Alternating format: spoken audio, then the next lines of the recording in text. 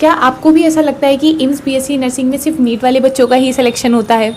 आज मैंने कम्युनिटी में एक पोल कंडक्ट कराया था और रिजल्ट देख के मैं खुद शॉक हो गई। अप्रॉक्स 73% बच्चों का ये मानना था कि येस, ओनली नीट वाले बच्चे ही एम्स में सेलेक्ट होते हैं, और ओनली 25% बच्चे ऐसे थे जो इस बात से एग्री नहीं कर रहे थे। तो मुझे लगा कि इस टॉपिक पे बात करनी चाहिए। इस वीडियो का मोटिव किसी को डिमीन करना या फिर किसी को गलत प्रूव करना नहीं है, ओनली मैं आपको एक नया पर्सपेक्टिव दे रही हूँ। देखो, सबसे पहले ऐसा सोचते क्यों हैं? क्योंकि हर साल एम्स में इतने सारे बच्चे सेलेक्ट होते हैं और उनमें से बहुत सारे स्टूडेंट्स ने नीट की प्रिपरेशन करी होती, तो सबको ऐसा लगता है कि जो स्टूडेंट सिर्फ नीट की प्रिपरेशन करता है उसी का एम्स में सिलेक्शन होता है।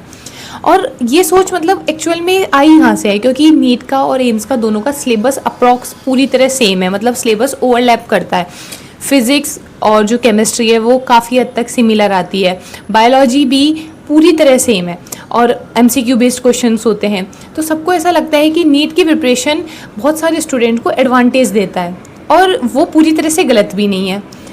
सच बात तो ये है कि अगर कोई नीट का प्रिपरेशन कर रहा है तो उसका बेस ठीक है, लेकिन एक्चुअल में जो सिर्फ नीट की तैयारी कर रहा है उसी का सिलेक्शन होता है।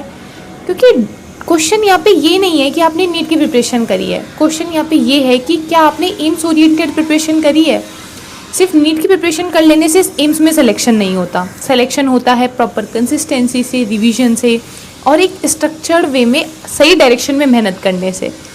इसी चीज़ में ना बहुत सारे बच्चे मुझसे ये बोल रहे थे, दीदी हम कहाँ से पढ़ें, हमें लेक्चर्स का समझ नहीं आ रहा है, हमें टीचर समझ में नहीं आ रहे हैं कि हम कौन से टीचर से पढ़ें, रिसोर्सेज कहाँ से यूटिलाइज़ करें, और हमें समझ नहीं आ रहा, हमें एक प्रॉपर वे में चीज़ें चाहिए, एक प्रॉपर स्ट्रक्चर्ड वे में चीज़ें चाहिए। मैं इसी चीज़ को लेके आपको है ना बहुत सारा एक्सप्लोर कर रही थी कि यार आप लोगों के लिए सबसे बेस्ट प्लेटफॉर्म कौन सा होगा। मैंने खुद ने देखा है नर्सिंग टू नॉर्सेट एक बेस्ट प्लेटफॉर्म है आप लोगों के लिए जो एम्स बीएससी नर्सिंग की तैयारी कर रहे हैं, क्योंकि यहाँ आपको है ना सारी चीज़ें एक ऑर्गेनाइज्ड वे में मिल रही है। आपको रिसोर्सेज के लिए कहीं और जाना नहीं पड़ेगा। देखो, सबसे पहले आपको सब लेक्चर्स मिल रहे हैं, और जो लेक्चर्स हैं वो पूरे एम्स ओरिएंटेड है। उसमें ऐसा नहीं है कि आपको बीएससी नर्सिंग का बहुत लो लेवल का पढ़ाया जा रहा है, ऐसा पढ़ाया जा रहा है कि आपकी नीट लेवल की तैयारी हो रही है और आपका आराम से नीट लेवल के भी क्वेश्चंस हो जाएंगे और एम्स के भी लेवल के क्वेश्चंस हो जाएंगे। उसके अलावा फिर आपको डीपीपीज मिलती हैं, तो लेक्चर के बाद आप अच्छे से डीपीपी सॉल्व करो। फिर आपको हर संडे को क्वेश्चन प्रैक्टिस का मिलता है, मतलब टेस्ट मिलता है, उसमें आपको रैंक पता चल रही है अपनी क्या रैंक है। तो मतलब आपको सारी चीज़ें एक प्लेटफॉर्म पे मिल रही है, और वो भी प्रॉपर ऑर्गेनाइज्ड वे में।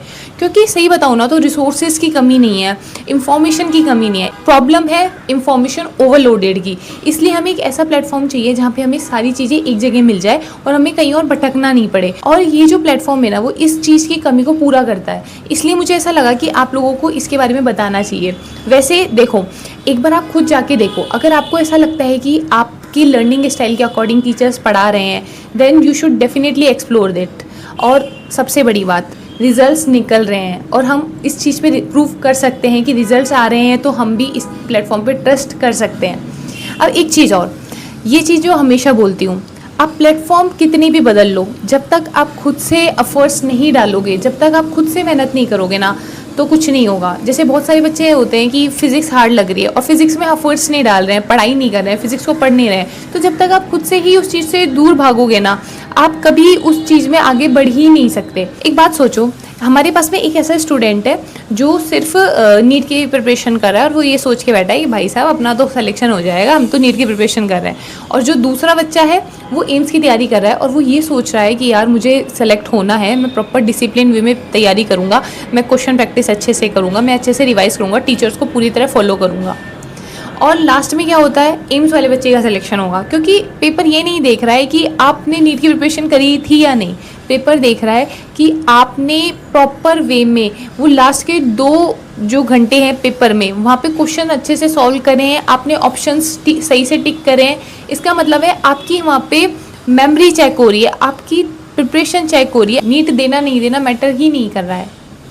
तो अगर आप ये सोच के अपने आप को सोचते हो ना कि यार मैंने तो नीट की प्रिपरेशन नहीं करी है, मेरा क्या होगा, तो आप ये सोचो, आप अपनी थाली दूसरों को दे रहे हो। आप अभी से ये सोच के बैठ गए हो कि मेरा तो सिलेक्शन नहीं होगा, मतलब आप एम्स की सीट किसी दूसरे बच्चे को दे रहे हो। और अगर आपने मन में वो चीज़ सोच लिया तो रियलिटी में भी हो जाएगी फिर।